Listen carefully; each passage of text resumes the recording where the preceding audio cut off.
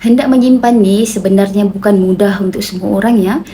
Ada satu kisah benar, seorang doktor swasta gaji berpuluh ribu sebulan, tapi hujung bulan baki dalam bank tinggal RM30 sahaja.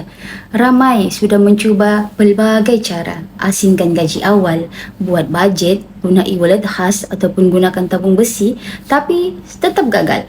Duit habis tanpa disedar. Masalahnya bukan teknik itu tuan-puan. Masalah sebenarnya ialah disiplin.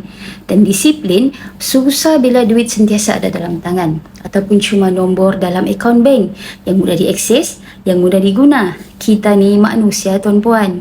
Sebab itu, emas ini selalu menjadi penyelamat. Bila duit ditukar menjadi emas, kita tidak boleh transfer sesuka hati. Kita tidak boleh swipe sana sini. Kalau mahu guna, kena fikir betul-betul. Dan di situlah disiplin sebenarnya sedang terbina.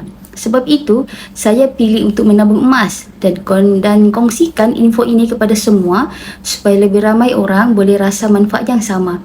Kalau kita selalu gagal menyimpan duit, cuba simpan dalam bentuk yang keras seperti emas. Mulakan serendah RM100 melalui akaun emas gap. Lama-lama, tabungan emas akan terbina sendiri tanpa rasa terbeban. Jom kita mula dulu.